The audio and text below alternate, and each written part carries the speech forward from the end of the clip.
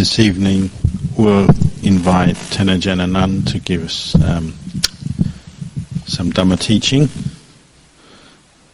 For those of you who haven't met Tenajan Anan before, he comes from Mapjan Buddhist Monastery, which is in Rayong province, a couple of hours drive southeast of Bangkok. Nice forested mountain, and after I moved from Ubon, after Luang Cha died, I moved to live with him there. Spent about 10 years living under his guidance before coming to live here. And it's actually with Ajahn Anan I first came to Australia, the first time in my life that I came to Australia, and for him as well. And that's the beginnings of how this monastery came about. And he's been very supportive of us since living here. So tonight we'll invite him to give some teachings. Tonight I would like to ask permission from Luang Liam and all the senior monks and junior monks to speak on the Dhamma.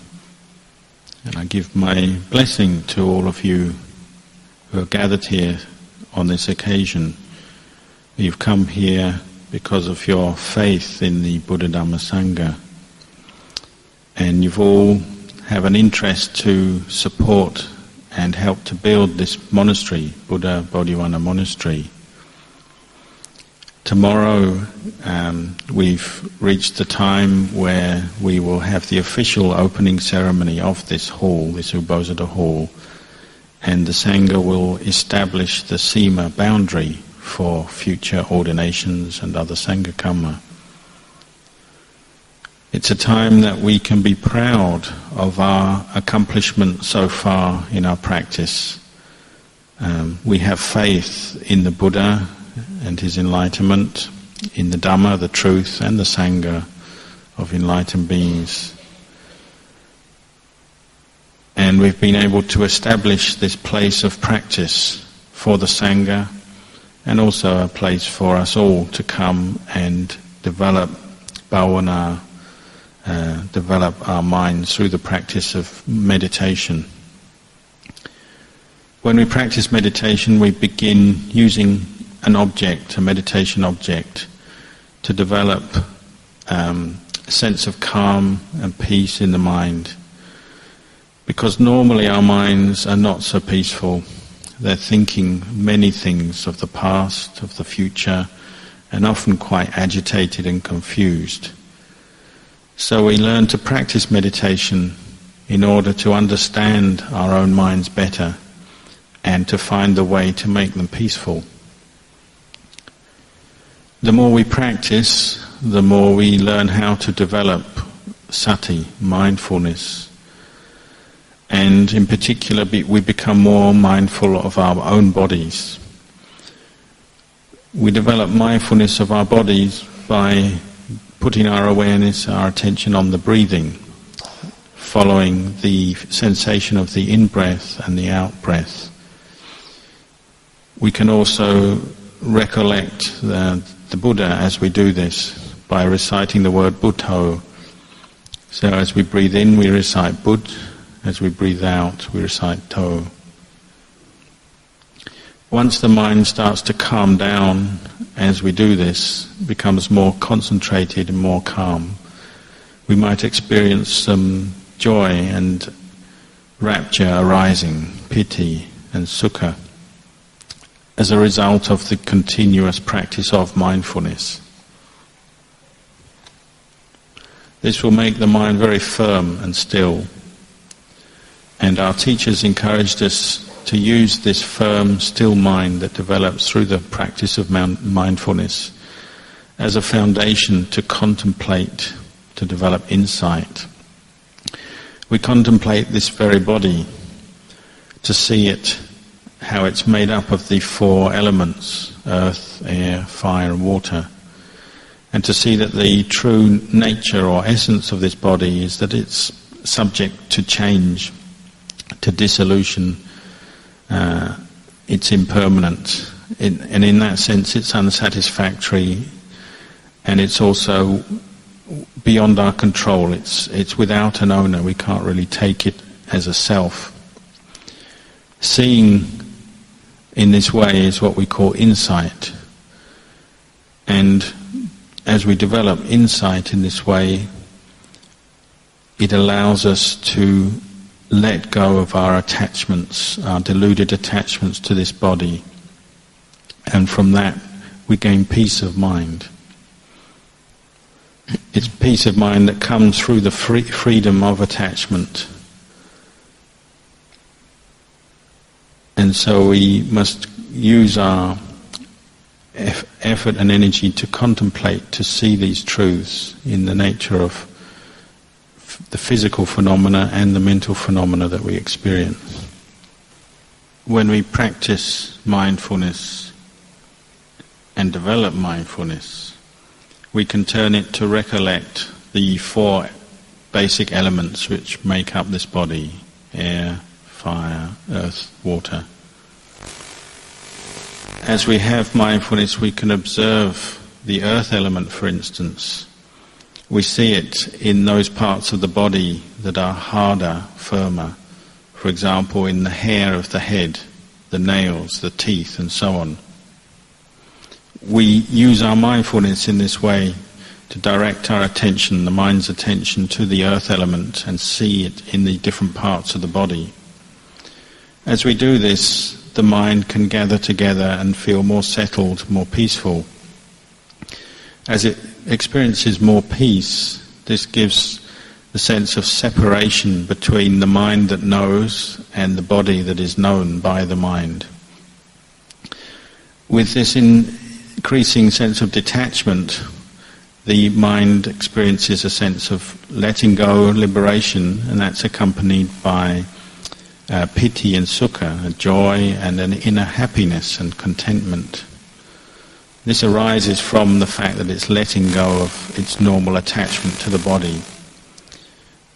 When this reaches its culmination, the mind becomes one-pointed. We call it ekakata citta, the one-pointed mind, the still, absolutely still and firm state of mind.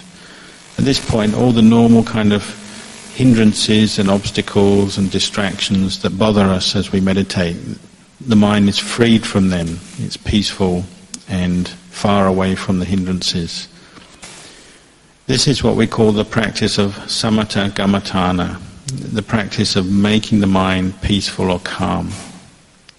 We use skillful means, using different meditation objects to do this, with the aim of making the mind calm and still.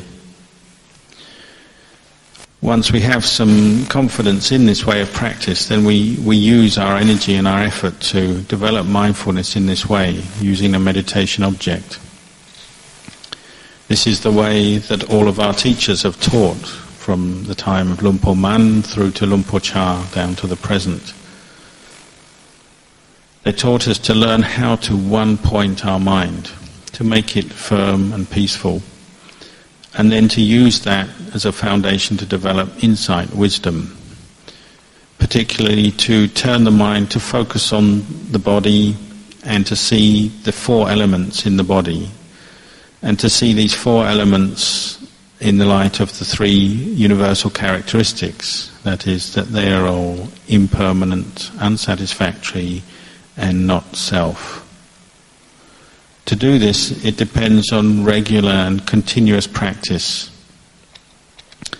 And through that regular practice, the mind gradually matures in its insight. The insight grows, and from that our understanding of the Dhamma, the truth, deepens. As our understanding deepens, then the ability to make the mind firm and the development of samadhi deepens. This firmness of mind means that the mind is not easily shaken. So, for instance, when we experience different kinds of sense contact, the different objects that our senses bring us, the mind is not shaken. When the eyes see forms, the ears hear sounds, we smell, we touch, and so on, sati or mindfulness is maintained, and the mind doesn't just get caught into the normal way of liking and disliking and all the different moods and mental states that arise from that, we experience a sense of detachment based on the presence of mindfulness. We can also see that if mindfulness is at all weak or lacking, then it's very hard to do this, hard to contemplate, hard to be detached. And so we learn that we must try our hardest, our best, to develop mindfulness and clear comprehension of what we're doing at any moment, and to maintain that, preserve it. So in the lay life, that means you have to really learn how to develop a regular practice. You have to learn how to choose your times for mindfulness practice. You might pick a time, say, first thing in the morning before you go out to work, where you sit down and you practice meditation. Or in the evening when you have some free time after work, you sit down and practice meditation and develop mindfulness. But even at the other times when we're not able to do any formal meditation, we can't just let our minds indulge in whatever mood comes up. We keep having to return to mindfulness and learn to develop this in a continuous way. You'll find that if you do just indulge your mind in any mood that arises, you just kind of let go of the practice and follow your moods, you'll find it very difficult to re-establish the sense of calm and mindfulness later on. So once you understand this point, then you'll see the value of continuously practicing through your day, just looking after the mind, watching over it. You'll see the importance of mindfulness when you see how it allows us to understand the truth about this body and mind. When mindfulness is strong and continuous, we can see this body in terms of the four elements. Whereas before we used to take it just as a self, automatically refer and view this body as just me, mine, a person. With this increasingly refined level of samadhi and mindfulness and deeper investigation, the mind starts to see through to the deeper essence or essential truth of this body. We can have different experiences of insight arise as we practice. Maybe we just see sometimes or experience this body as just threads or wisps of air, expressing the air element. Or we might just experience this body as a pile of earth, rather than formally seeing it as us and taking it as us. We just see it as a pile of earth without any owner. These are examples of true insight that is arising, the insight that is really uprooting our attachments and delusions. This is what we call Pavana Maya Panya, the wisdom or insight that is developed through meditation. And it's accompanied by peace of mind and detachment. This development of insight, it comes in stages. And first of all, we understand just intellectually through listening to the Dhamma. We hear the Buddha's words. We hear that he said that the body is made up of these four elements, that the body is anicca, dukkha, anatta. But over time we start to understand on a more deeper level. We take away those teachings, we contemplate them, think about them, and later on we can actually see and know for ourselves with a peaceful mind. We might take the time to contemplate this body, use our imagination, use the creative side of the mind. We imagine taking out the different body parts and piling them up in front of us. So you might take out the hair and just pile it up in front of you. Have a pile of nails, a pile of skin, a pile of bones. You can do this with all the 32 parts of the body. The result of this is that you start to see the body in a different light. You no longer take it as just a self, a me, mine, a being, a person. You see that none of it is really belongs to us or anybody. So we practice this contemplation of the body on a regular basis. We try to. If we do this without giving up, it allows us to more and more see the body as the four elements rather than just as the old way of seeing it as a self. For instance, we might contemplate the water element. We contemplate the different liquid parts of this body, the blood, the lymph, and so on. And as you do this, visualize it, contemplate it, recollect it. Ask yourself, is this liquid a me? Is it me? Is it mine? Is it a self? At times when we do this, the mind might still be agitated and restless. So maybe we have to turn back to contemplating the breath. Just calm the mind by focusing on the in and out breath. Cool the mind, make it peaceful. We might actually turn to contemplate the breath itself as an element, to see it as the air element, and to see the impermanence of the breath. We see this when we contemplate the fact that when somebody breathes in and doesn't breathe out again, then they die. Or if they breathe out and don't breathe in again, then they die. The breath itself is very impermanent and changeable. It affects the body as well, the rate of the breath, how shallow, how deep it is, and so on. Contemplating the breath like this, meditating on the breath, sometimes the mind might drop into samadhi, becomes very peaceful, goes in very deep. If it does, then maybe turn back to contemplate the body again. Again, turn to see this body in terms of elements, see as the four elements. Separate these elements out, and by doing so, the sense of self and attachment and clinging starts to fade. If the mind is peaceful enough, just keep contemplating to see the body as four elements, and to see that whichever aspect of the body you contemplate, it's subject to impermanence, it's unsatisfactory, it's not self. You can't find a real lasting self in any of this. The more we see this, the more we experience that kind of insight, then the mind and the body have a sense of separating from each other. This is the fruits of Gaya-nupassana Satipatthana. And the result of it is that we experience a peace of mind. It's something to experience on a repeated basis, over and over again. We develop the peace of mind and use that to support the investigation to develop insight. The more we experience peace, then the more we turn back to contemplate the body and to see the truth.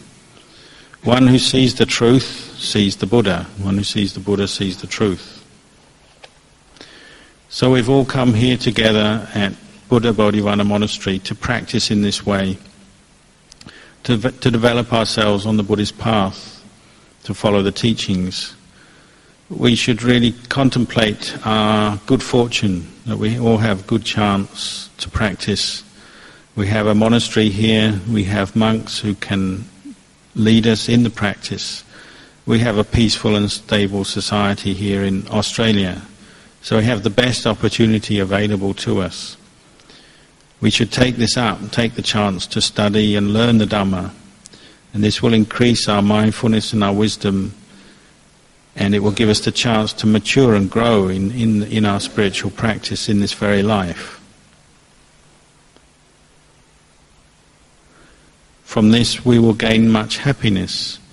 And that happiness won't be just a personal thing, it will spread out to our families and those around us as well. So in conclusion, I give you all my anumodana. I'd like to express my appreciation for all your efforts in practicing and in supporting this monastery. May you progress in the Dhamma and be happy.